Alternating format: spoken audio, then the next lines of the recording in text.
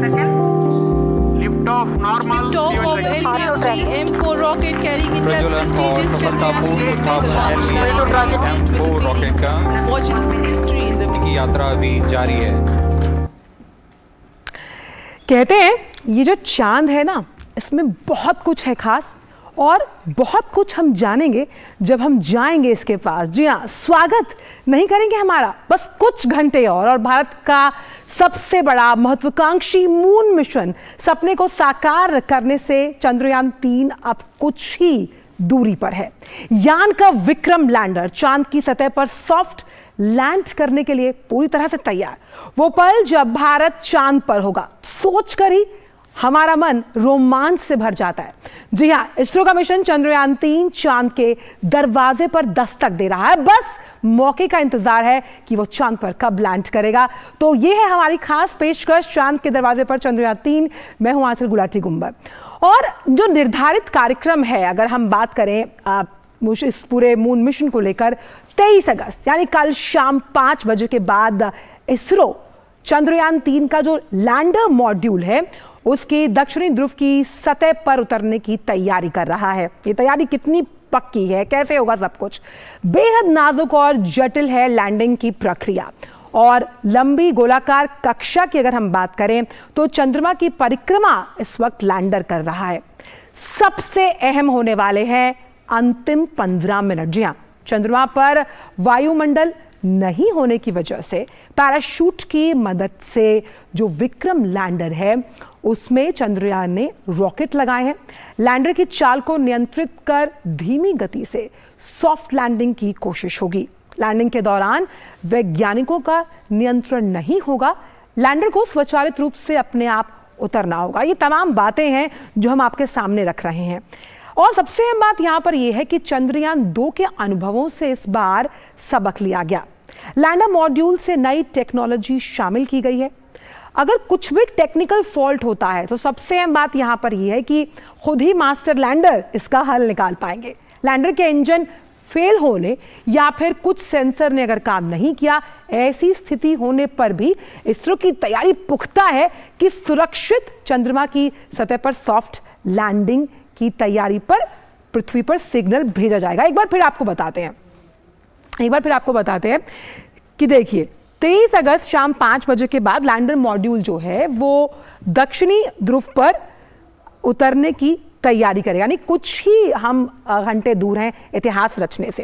अब ये जो लैंडिंग की प्रक्रिया है बेहद जटिल है, बेहद नाजुक है, क्योंकि किस तरह से सॉफ्ट लैंडिंग को अंजाम दिया जाएगा। लंबी गोलाकार कक्षा में चंद्रमा की परिक्रमा इस वक्त लैंडर कर रहा है, तो सॉफ्ट लैंडिंग को किस तरह से अंजाम दिया जाना है वो बेहद अहम है। तो इन तमाम बातों को सबसे अहम जो हमने आपको बताया कि ये जो 15 मिनट हैं वो कितने अहम हैं हमारे लिए ये जानना बेहद ज़रूरी है, क्योंकि उसी समय ये तैयारी की जाएगी कि क्या वाकई में ही सॉफ्ट लैंडिंग के लिए चंद्रयान 3 का जो विक्रम लैंडर है वो तैयार है। अब क्योंकि हम जानते हैं कि चंद्रमा पर वायुमंडल है ही नहीं, तो अब ऐसे में क्या करेंगे? ऐसे में पैराशूट की मदद से लैंडर को चंद्रमा की सतह पर उतारा जाएगा। तो सबसे अहम बात यहां पर यह है कि लैंडर में रॉकेट लगाए गए हैं और इसमें एक डार्क हॉर्स, एक छुपा रुस्तम भी है, उसके बारे में भी हम आपको आगे बताएंगे। तो कैसे लैंडर में जो रॉकेट लगाए गए हैं वो अपना काम करेंगे चंद्रयान 3 के लिए। लैंडर की चाल को नियंत्रित कर धीमी गति से सॉफ्ट लैंडिंग की कोशिश होगी। देखिए यही सबसे क्रिटिकल पार्ट है, क्रिटिकल एस्पेक्ट है जिस पर वैज्ञानिक खरा उतरने की पूरी कोशिश कर रहे हैं। लैंडिंग के दौरान वैज्ञानिकों का नियंत्रण नहीं होगा, तो उस लिहाज से सॉफ्ट लैंडिंग को अंजाम देना थोड़ा मुश्किल हो सकता है और लैंडर को स्वचालित रूप से अपने आप उतरना होगा। इसीलिए इस प्रक्रिया को जटिल और क्रूशियल स्टेज माना जा रहा है। और चंद्रयान 2 के अनुभवों से इस बार कई सबक लिए गए हैं कि किस तरह से सॉफ्ट लैंडिंग को मिशन एकम्प्लिश के तहत अंजाम दिया जाए। तो लैंडर मॉड्यूल में कई ऐसी नई तकनीक है, नई टेक्नोलॉजीज हैं जो इसरो ने शामिल की हैं ताकि इस सॉफ्ट लैंडिंग को पूरा देश जब देखे तो गर्व से सर ऊंचा उठे। तकनीकी त्रुटि भी अगर होगी तो मास्टर लैंडर इतने सक्षम हैं कि वो इस तकनीकी त्रुटि को अपने आप सही कर पाएंगे और इसका हल भी खुद निकाल पाएंगे। लैंडर के इंजन फेल होने या अगर कोई सेंसर काम नहीं करता तो इस स्थिति में वो सुरक्षित काम कर पाएगा। यानी अगर कुछ भी टेक्निकल फॉल्ट होता है तो पूरी इसरो की तैयारी है कि कैसे सुनिश्चित किया जाए, और क्योंकि ये मिशन भारत के लिए बहुत अहम है। सॉफ्ट लैंडिंग करने से 5वां देश वहीं दक्षिणी ध्रुव पर अगर उतरता है तो सबसे पहला देश बनेगा भारत। चंद्रमा की सतह पर सॉफ्ट लैंडिंग के तुरंत बाद लैंडर पृथ्वी पर सिग्नल भेजेगा। यानी जब विक्रम लैंडर सिग्नल भेजेगा तो तमाम ऐसी बातें, जिन बातों का जिक्र हम लगातार करते आ रहे हैं कि क्या कुछ चांद पर खास है, क्या कुछ चांद पर खास और हो सकता है, इसके बारे में तमाम जानकारियां हमें विक्रम लैंडर के थ्रू मिलेगी। और इसमें सबसे अहम बात यहां पर ये देखिए, ये जो वीडियो है आप इस वीडियो की ग्राफिक्स के जरिए भी समझ पाएंगे कि किस तरह अब तक की जर्नी रही है।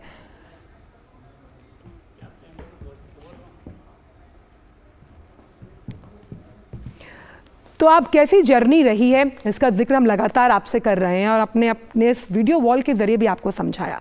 तो कल के लिए इसरो की तैयारी पूरी है, लेकिन इसरो ने प्लान बी भी तैयार रखा है। जी हाँ, किसी कारण से अगर कल चंद्रयान 3 की लैंडिंग टलती है तो इसरो के पास उसके लिए एक रिजर्व डे भी है, यानी बफर भी है, बैकअप है। बैकअप तारीख तय की जा चुकी है। आइए सुनते हैं।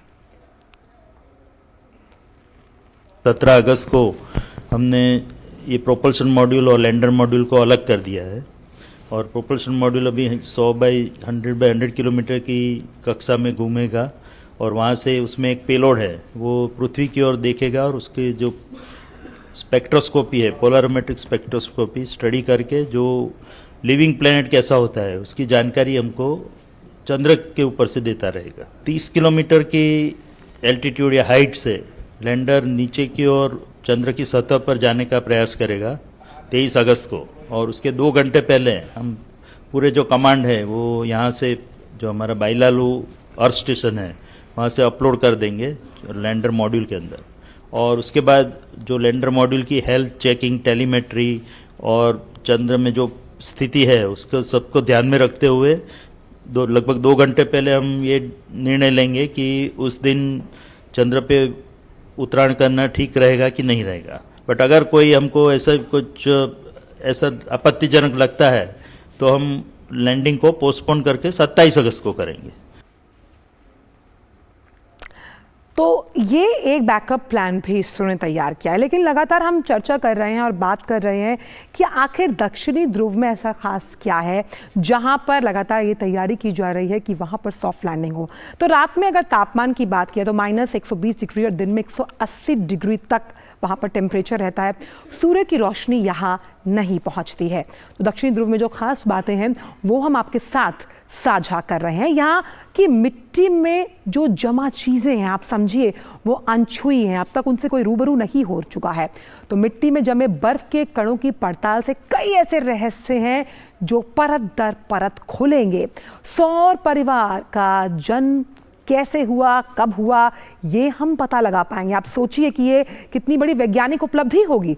चंद्रमा और पृथ्वी के जन्म का रहस्य समझ में आएगा, यानी ये जो एक अनसुलझा रहस्य है उसे हम जान पाएंगे। चंद्रमा के निर्माण की प्रक्रिया की जानकारी भी हमें मिल पाएगी और मानव जीवन की संभावनाएं, सबसे अहम, वो भी तलाशा जाएगा। आप देखिए, समझिए कि कितना अहम है। लगातार वैज्ञानिकों की कोशिश है कि क्या पृथ्वी से इतर कोई ऐसा प्लैनेट है जहां पर जीवन संभव है, जहां पर जीवन की कोई किरण हो सकती है। तो इसलिए इस तरह के जो मिशन हैं वो ये तमाम जानकारियां जब जुटाते हैं वैज्ञानिकों के लिए तो आगे शोध में वो काम आती हैं और उन शोध के जरिए वो परतें खुलती हैं रहस्य की, रोमांच की, जिन्हें हम जानना चाहते हैं। तो दक्षिणी ध्रुव में ऐसा खास क्या है ये हमने आपको बताया। ये जो कुछ घंटे हैं ये कितने महत्वपूर्ण हैं। उल्टी गिनती हालांकि शुरू हो चुकी है और ये सभी जानकारियां हम आपसे साझा कर रहे हैं कि इसरो की तैयारी पुख्ता है। और हमारे साथ बहुत ख़ास मेहमान हमारे साथ जुड़ गए हैं। हमारे साथ नीलेश एम देसाई जी जुड़े हुए हैं, निदेशक हैं अंतरिक्ष अनुप्रयोग केंद्र अहमदाबाद। नीलेश देसाई जी, आपका बहुत बहुत स्वागत है हमारे इस खास शो पर। अभी हम आपको सुन रहे थे यहाँ पर सबसे पहला सवाल यही है, हर एक भारतीय के मन में ये रोमांच है, साथ ही साथ गौरव का वो पल होगा, कितनी पुख्ता है तैयारी इसरो की जब हम बात करते हैं चंद्रयान 3 उस मिशन की जिस पर पूरे विश्व की निगाहें हैं। धन्यवाद मुझे आमंत्रित करने के लिए।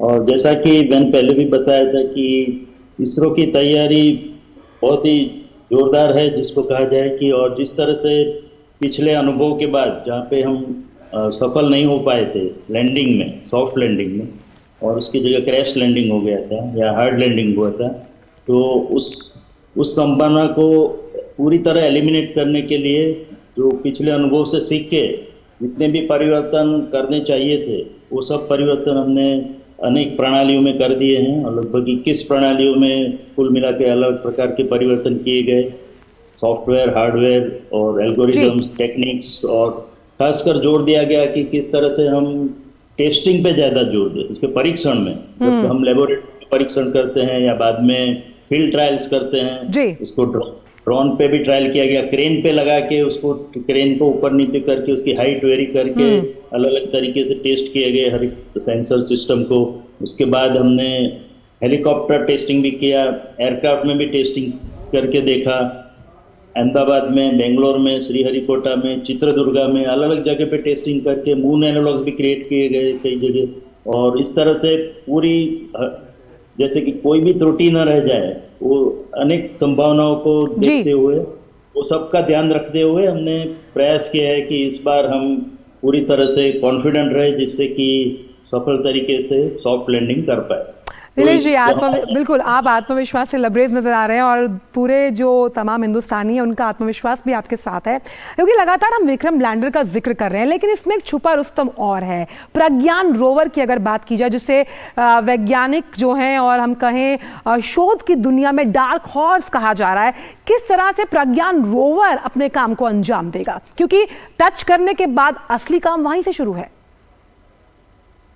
सही बताया आपने कि जो एक्चुअल एक्सपेरिमेंट करेगा वहाँ की जमीन पर, वो तो प्रज्ञान रोवर करेगा। तो लैंडिंग होने के बाद जब तक वो डस्ट और वहाँ धूल जो उड़ी थी लैंडिंग करते समय वो सेटल हो जाती है, बाद में लगभग 4-4.5 घंटे बाद जब वो रैंप निकलेगा उस पे से रोवर नीचे की ओर मुड़ेगा और लैंडर के आजू बाजू लगभग 500 मीटर की फुल रेडियस में वो अपना कार्य करता रहेगा। और लैंडर एक्सपेरिमेंट करेगा अलग अलग प्रकार के, उसमें 2 पेलोड लगे हुए हैं, APXS और LIBS लिब्स।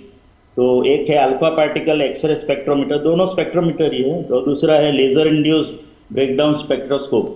तो दोनों मिलकर उसका मिनरोलॉजिकल कॉम्पोजिशन ऑफ सॉइल, जो जमीन है वहाँ की, उसके तत्व क्या क्या है, उसके एलिमेंट्री कॉम्पोजिशन, मैग्नीशियम है, एल्यूमिनियम है, सिलिकॉन है, वो सब अलग अलग प्रकार से उसका कॉम्पोजिशन का स्टडी एनालिसिस करना चाहेगा, परीक्षण करके जो से इंफॉर्मेशन है वो लैंडर की ओर भेजेगा वायरलेस लिंक द्वारा। और उसके बाद वो लैंडर हमको हमारे जो बाइलालो स्टेशन है डीप स्पेस नेटवर्क, जो कि पिपलो से लगभग 100 किलोमीटर की दूरी पर है, वहाँ पे 2 एंटेना हमने डीप स्पेस नेटवर्क के लगाए हुए हैं, 18 मीटर और 32 मीटर के जी। तो उसके थ्रू हमको ये पृथ्वी पे इंफॉर्मेशन, माहिती मिलती रहेगी। नीलेश जी, क्योंकि हमने अभी देखा था कि डीबूस्टिंग भी की गई थी चंद्रयान 3 की, और स्पीड एक इशू रहा था चंद्रयान 2 में, क्योंकि अब इतने करीब पहुंचने के बाद वैज्ञानिकों का कोई नियंत्रण नहीं है। किस तरह की तकनीक का इस्तेमाल किया गया है कि अगर कोई त्रुटि होती है तो मास्टर लैंडर उसको खुद ही और खुद से ठीक कर पाएगा? तो जैसे इस बार हमने जो लैंडिंग साइट है इसका सिलेक्शन काफ़ी केयरफुली करके 4/2.4 किलोमीटर का लैंडिंग साइट जो प्राइम एरिया है वो आइडेंटिफाई किया है, जहाँ पे लैंडर हमारा उतरना चाहेगा, जो एक बहुत ही आइडियल लैंडिंग साइट कही जा सकती है। और उसको लगभग 24x24 मीटर के अलग अलग सब सेक्शन में बांट दिया गया है उसकी इमेज को, वो एरिया की। और हर एक एरिया सब सेक्शन में जो फीचर है उसको स्टोर कर दिया गया है लैंडर की मेमोरी में। और जब ये लैंडर जब उतराण करेगा 23 अगस्त को नीचे जाते टाइम, तो हमारे जो lander hazard detection and avoidance camera है वो उसकी इमेज लेगा, उसका फोटोग्राफ्स लेगा। तो वो फोटोग्राफ वो लैंडर उसका एनालिसिस करके उसको मैच करना चाहेगा जो ऑलरेडी स्टोर्ड उसके फीचर्स है। तो उसके बेसिस पे वो डिसाइड करेगा कि वो जहाँ पे नीचे उतर रहा है वही जगह जो हम चाह रहे थे वही है, नहीं तो थोड़ा एक्स और वाई डायरेक्शन में खिसक के वो उसके जो आप अगर वो एरिया को डिवाइड करो तो लगभग 3901 सब सेक्शन बनेंगे। तो हर एक फीचर्स हमने स्टोर करके रखे हैं, तो उसमें से जो अच्छा लगेगा वो फीचर को आइडेंटिफाई करते हुए और वो एरिया में जाएगा। अगर वो मेन पोर्शन में नहीं उतरता है तो उसके बाजू वाले उस सेक्शन में ही उतर सकता है। और कुछ भी गलत हो जाता है और कुछ रियली प्रॉब्लम होता है, जो कि हम अभी तो कोई अपेक्षा ऐसी नहीं है कि कुछ जिसको हम सोचा ही नहीं था ऐसी परिस्थितियां है, बट उसके लिए भी तैयार है। तो सैल्वेज मोड और इमरजेंसी मोड में वो कैमरा से इमेज लेके खुद ही अपने आप लैंडर डिसाइड कर लेगा कि कौन सी जगह उपयुक्त है लैंडिंग करने के लिए। तो उसको वो ऑटोमेटिक लैंडिंग सिस्टम वो उसको भी अंदर प्रोग्राम करके रखा गया है। जी तो तमाम जी बिल्कुल नीलेश जी, तमाम विकल्प आपने खुले रखे हैं और ये दिखाता है कि भारतीय वैज्ञानिकों और इसरो की तैयारी कितनी पुख्ता। आपके पास मैं वापस आऊंगी क्योंकि हमारे साथ इस खास कार्यक्रम में बेंगलुरु से ही हमारे संवाददाता तापस भट्टाचार्य भी जुड़ रहे हैं। तापस, तो चांद तारे तोड़ने का वक्त आ गया है क्योंकि बहुत कम समय रह गया है चंद्रयान 3 में जब हम विक्रम लैंडर की सॉफ्ट लैंडिंग की बात करते हैं।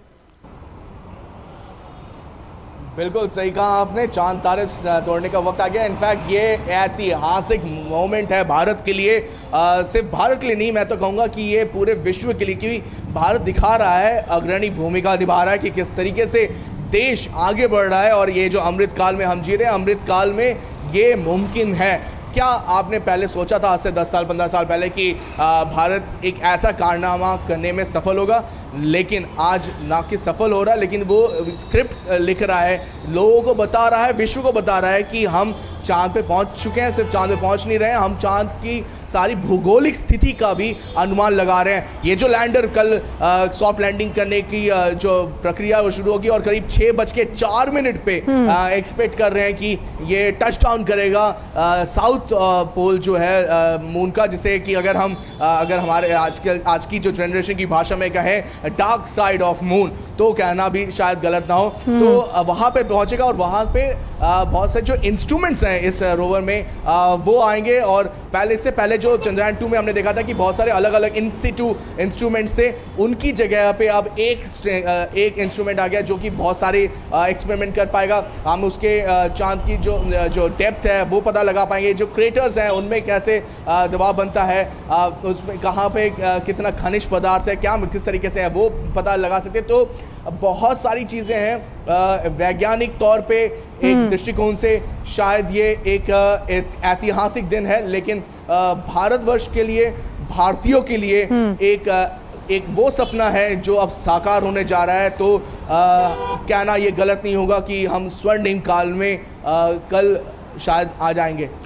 तापस, हम उन देशों की कतार में अब अग्रणी भूमिका निभा रहे हैं जब हम अंतरिक्ष की ताकत का जिक्र करते हैं, और ऐसे में ये संभावना चंद्रयान 3 का तलाशना कि वहाँ पर मानव जीवन हो सकता है, ये अपने आप में रोमांचित तो करता ही है, साथ ही साथ ऐतिहासिक भी है। बिल्कुल, इससे पहले जैसे चंद्रयान 1 के समय, चंद्रयान 2 के समय पे ये जब बात आई और जब भारत ने बताया कि चांद में H2O यानी पानी मिल सकता है, H2O की जो कंपोनेंट है वो भी अपने आप में एक ऐतिहासिक था, क्योंकि इससे पहले इतने डिटेल में, इतने सटीक तरीके से अपने इंस्ट्रूमेंट के जरिए ये बताना नहीं गया था इससे पहले। तो ये भी अपने आप में एक बहुत बड़ी बात है। और आज जब ये सॉफ्ट लैंडिंग करेगा, इससे पहले देखिए सॉफ्ट लैंडिंग करीब इससे पहले रशिया, USA, चाइना इन्होंने किया था, लेकिन इस कड़ी में भारत भी आ जाएगा। और सबसे बड़ी बात है कि ये जो मैं कह रहा हूँ, साउथ पोल में पहली बार कोई देश अपना परचम लहराएगा, तो भारत पहला देश बन जाएगा जो साउथ पोल में, जो मून का जो साउथ पोल है वहाँ पे अपनी ये सॉफ्ट लैंडिंग करेगा। वो बहुत अहम है क्योंकि साउथ पोल जो है अभी तक अनएक्सप्लोर्ड रहा है। बिल्कुल, बहुत अहम बात आप कह रहे हैं तापस, समय मेरे पास कम है कि अनएक्सप्लोर्ड है और इस अनएक्सप्लोर को एक्सप्लोर करने की हिम्मत, वो जज्बा, वो जुझारूपन भारत दिखा रहा है और हर भारतीय की उम्मीद और आशीष यही है कि इसमें वो सफल हो। बहुत बहुत शुक्रिया तापस, आपसे तो लगातार हम इस पूरे मुद्दे पर आगे चर्चा करते ही रहेंगे, लेकिन हमारे साथ हमारे खास मेहमान नीलेश जी जुड़े हुए। नीलेश जी, जिसका जिक्र हम लगातार कर रहे हैं कि किस तरह से जब हम दक्षिणी ध्रुव का जिक्र कर रहे हैं उस पर उतारने की जो तैयारी है या फिर हम उस पर अगर सोच रहे हैं तो ये भी बहुत आत्मविश्वास से लिया हुआ फैसला है इसरो का। हाँ बिल्कुल, दक्षिण ध्रुव पे आज तक कोई गया नहीं है, जैसा कि आपको विदित ही है। और अभी तक जो भी लैंडिंग हुए हैं लगभग मैक्सिमम 45 डिग्री लैटिट्यूड तक हुए हैं चाइना द्वारा, और उसके पहले अमेरिका और रूस इक्वेटर पे, जो मून का इक्वेटर है, विषुवत मून की सरफेस पे, तो वहाँ पर उतरे। तो वहाँ की सरफेस की, वहाँ की जमीन की पूरी एनालिसिस तो हो ही चुकी है। तो हमारे वैज्ञानिकों को लगा कि अगर हम साउथ पोल यानी कि दक्षिण ध्रुव पे जाते हैं तो हमको और जानकारी मिल सकती है, और एक तरह से ये इस जो एक्सपेरिमेंट हम करने जा रहे हैं, जो ये पूरी अन्वेषण करने जा रहे हैं, उसका महत्व और भी बढ़ जाएगा। और जिस तरह से आपने पहले आप बता ही चुके कि किस तरह से वहाँ की जमीन की कॉम्पोजिशन, और उसमें अगर हाइड्रोक्सिल मॉलिक्यूल या पानी के कुछ कण अलग अलग तरीके से अगर है तो उसकी जानकारी मिलने में भी हमको उसका मौका मिलेगा। तो ये सब देखते हुए दक्षिण ध्रुव पे जाना लाजमी था, और ये एक बहुत ही अच्छी चॉइस मैं कहूँगा कि हो सकती है। बट उसके साथ साथ उसके जो जुड़े हुए पहलू है कि वहाँ जाना थोड़ा खतरे से खाली नहीं है, क्योंकि वो जमीन जो है बहुत ही, उसमें बोल्डर्स क्रेटर्स बहुत ज्यादा है। तो ऐसी जमीन, कठिन परिस्थितियों में उतराण करना और सेफली और सही सुरक्षा पूर्वक सेफ लैंडिंग करना, ये अपने आप में एक बहुत ही बड़ा आयाम होगा। बिल्कुल, और ये जोखिम जो है उसको पूरी सुरक्षा, सजगता और सतर्कता के साथ भारत उठा रहा है। नीलेश जी, यहाँ पर एक चीज़ मैं आपसे और समझना चाहूँगी, क्योंकि हम लगातार बात कर रहे हैं इसरो की पूरी यात्रा की, तमाम जो मिशन हुए हैं उसमें चंद्रयान 3 को जिस तरह से हम आपके साथ इस पर चर्चा कर रहे हैं, मंथन कर रहे हैं, तो मेक इन इंडिया की दक्षता को भी ये मिशन दर्शाता है। उस लिहाज से हर वैज्ञानिक के इस योगदान की महत्वता को भी वैश्विक पटल पर अंकित किया जाएगा। तो जैसा कि इसमें आत्मनिर्भर भारत के कई जो आयाम हैं वो भी जुड़े हुए हैं। हमारी जो भारतीय इंडस्ट्रीज है, यहाँ के जो हमारे अलग अलग स्टार्टअप्स है और दूसरे जो इंडस्ट्री एलिमेंट्स है, उनसे हमने काफ़ी मदद ली है। हमारे जो एकेडमिशियन हैं अलग अलग जगह, जो अलग यूनिवर्सिटी और अन्य इंस्टीट्यूट में कार्यरत है, तो उनसे भी सलाह विचार करके हमने जिस तरह से हो सके उसके साइंटिफिक ऑब्जेक्टिव्स को हम पार कर पाए, उसके लिए खास करके अलग अलग यूनिवर्सिटीज और एकेडमिक इंस्टीट्यूशन से भी काफ़ी विचार विमर्श किया गया है कि एक बार लैंडर वहाँ लैंड हो जाता है और उससे जो इन्फॉर्मेशन आती है लैंडर पे और रोवर पे, जो अलग अलग इंस्ट्रूमेंट उपकरण लगे हैं, तो उसका फिर बाद में एनालिसिस करके उसमें से अन्य कई विश्लेषण करके हम कुछ नई खोज कर पाए। तो इसके लिए सब वैज्ञानिकों को अंदर हमारे अभियान में जोड़ना बहुत जरूरी था।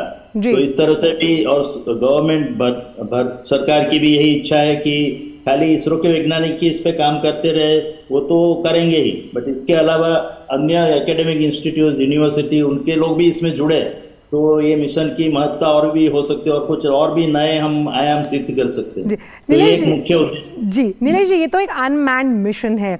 ऐसे बहुत से सवाल जो तमाम यंगस्टर्स हैं जो विज्ञान की दुनिया में कदम रखना चाहते हैं, जो स्पेस को समझते हैं और स्पेस के नए आयाम को अपने करियर के रूप में देखते हैं, मैन्ड मिशन की कोई तैयारी, कोई ऐसा प्रोजेक्ट जो इसरो की पाइपलाइन में हो, खास तौर पर चांद के लिए?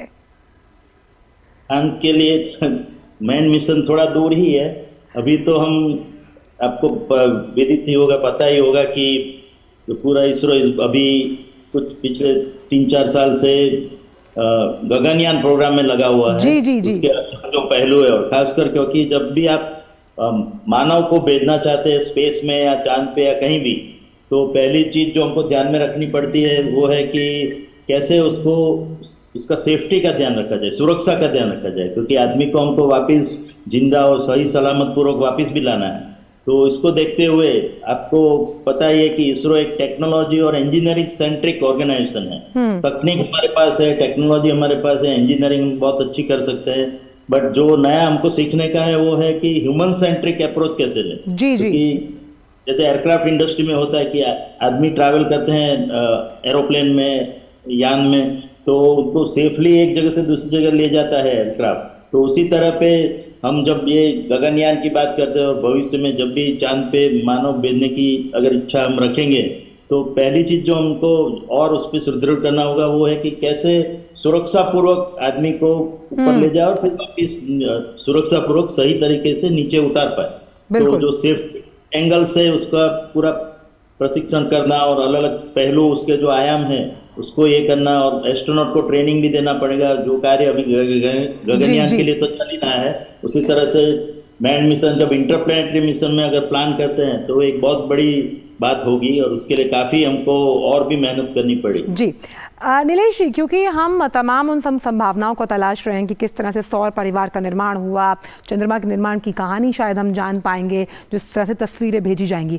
ये जो जानकारियां दी जाती हैं, इनका इस्तेमाल शोध और नवाचार के लिए किस तरह इसरो आगे करता है? जैसा कि हर एक मिशन से हम कुछ न कुछ सीख के अपने नए मिशन के लिए उसमें उसका प्रयोग करते हैं। तो जो चंद्रयान पिछले, जैसे कि चंद्रयान 2 मिशन से जो भी हमने सीखा उसके फेलियर से भी, और जो ऑर्बिटर हमारा काफ़ी सक्सेस गया उसकी सफल होने से, तो जैसा कि आपको पता है कि उसका जो 0.3 metre resolution camera OHRC camera विश्व में किसी के पास नहीं है कि चंद्र की इमेज इतनी हाई रिजोल्यूशन से देता रहे। तो इस तरह से उसमें से सीख के उसको और भी इम्प्रूव करके हर एक उपकरणों को और नए नए उपकरण कैसे लगाए जाए। जैसे कि इसमें जो प्रोपल्शन मॉड्यूल अभी है हमारे लैंडर के साथ, जो कि 17 अगस्त को अलग कर दिया गया, तो उसमें एक पेलोड लगा हुआ है, स्पेक्ट्रोपोलरिमेट्री ऑफ हैबिटेबल प्लेनेट अर्थ। तो वो दूसरे ग्रह से, यानी कि चंद्रमा से वो पृथ्वी की ओर देखेगा, और पृथ्वी पे क्योंकि जीवन है तो जीवन वाले ग्रह को आप एक अलग जगह से देखें तो उसकी जो सिग्नेचर है, उसके कैसे अलग अलग पहलू है, वो देखने को मिलेगा ये पोलरोमेट्रिक स्पेक्ट्रोमीटर से। और उसका रेफरेंस के तौर पे कर पाएंगे जब हम पृथ्वी पर से अन्य ग्रहों का निरीक्षण करते हैं जीवन पाने और जीवन की संभावना खोजने के लिए।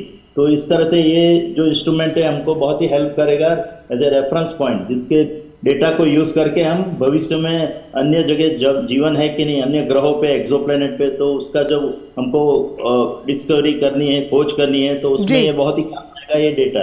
जी, और नीलेश जी, लगातार बचपन से हमने चंदा मामा की कहानियां बहुत सुनी है, लेकिन अब वक्त आ गया कि उन कहानियों के पीछे का सच हम इस मिशन के जरिए जान पाएं। बहुत बहुत शुक्रिया नीलेश जी, तमाम अहम वैज्ञानिक पहलुओं को हमसे और हमारे दर्शकों से रूबरू करवाने के लिए।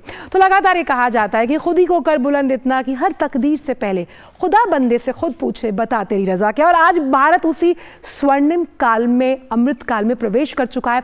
आज उस कगार पर खड़ा है कि वैश्विक पटल पर जब हम अंतरिक्ष में परचम लहराने की बात करते हैं तो भारत उसमें अग्रणी स्थान रखता है। और भारत का चंद्रयान 3 मिशन अंतरिक्ष विज्ञान के क्षेत्र में देश की बढ़ती ताकत को दिखा रहा है। आज अंतरिक्ष में भारत का जो दबदबा है उसकी शुरुआत बेहद साधारण ढंग से हुई थी। कितनी चुनौतियां, कितनी मुश्किलों का सामना करने के बावजूद हमारे वैज्ञानिक अंतरिक्ष में भारत का डंका और परचम लहराने में जी जान से जुटे हैं। इसी कड़ी तपस्या का नतीजा है कि आज भारत की गिनती अंतरिक्ष में सबसे शक्तिशाली प्रभाव रखने वाले देशों में होती है। आप भी नजर डालिए इसरो की यात्रा की इन झलकियों पर और मुझे दीजिए इजाजत इस खास पेशकश में। नमस्कार।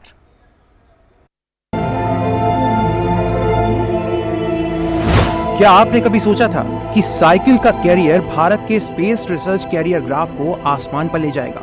जो मुमकिन हुआ जब पहले रॉकेट को लॉन्चिंग स्टेशन तक साइकिल से लाया गया था। हमारे स्पेस मिशन का सफर कठिनाइयों से भरा जरूर था, लेकिन हमारे साहसी वैज्ञानिक इस सफर पर पहाड़ की तरह अडिग रहे। उनकी अंतरिक्ष जीतने की जिद के आगे पहाड़ जैसी चुनौतियों का कद छोटा था। इसके बाद इंडियन स्पेस रिसर्च ऑर्गेनाइजेशन अपनी ऐसी यात्रा पर निकला जिसने भारत के अंतरिक्ष कार्यक्रम की दिशा हमेशा के लिए बदल दी। इसी दिशा में इंडिया ने पहला सैटेलाइट आर्यभट्ट अंतरिक्ष में लॉन्च किया। इसके बाद भारत की स्पेस जर्नी के 48 सालों में 120 से ज्यादा सैटेलाइट छोड़े गए, जिनमें Bhaskar, Rohini, INSAT, COMSAT, GSAT, IRS, SLV, ASLV, PSLV, GSLV इत्यादि शामिल है। 2008 में चांद की केमिकल, मिनरोलॉजिकल और फोटोजियोलॉजिकल मैपिंग के लिए चंद्रयान प्रोग्राम को लॉन्च किया गया। प्रोग्राम के अंतर्गत चंद्रयान 1 ने चांद के लूनर सरफेस पर वाटर मॉलिक्यूल्स की खोज मून मिनरोलॉजिकल मैपर इंस्ट्रूमेंट से की थी। 11 साल बाद 2019 में चंद्रयान प्रोग्राम का सेकेंड मिशन चंद्रयान 2 लॉन्च किया गया। टेक्निकल ग्लिच के कारण अर्थ से सैटेलाइट का संपर्क तो टूटा, लेकिन इससे भारत अपनी उम्मीदों की राह से नहीं भटका और मून से जरूरी साइंटिफिक डेटा कलेक्ट करने में कामयाब रहा, जिसमें माइनर एलिमेंट्स जैसे क्रोमियम, मैंगनीज और सोडियम शामिल था। चंद्रयान 3 चांद की सतह पर सेफ लैंडिंग और घूमने की क्षमता का प्रदर्शन करेगा। अब वो वक्त दूर नहीं जब चांद हमारे करीब होगा और आगे भी अंतरिक्ष से जुड़ी खोजों को जारी रखते हुए अपने सफल प्रयासों से अंतरिक्ष की उड़ानों को एक बेहतर कल देगा। We are full of confidence that when it comes to our space program, the best is yet to come. 10 seconds. Lift off normal. Top of Ariane 3 M4 rocket carrying India's प्रज्वलन और prestigious सफलतापूर्व Chandrayaan 3 space launch M4 rocket का watching history in the की यात्रा अभी जारी है।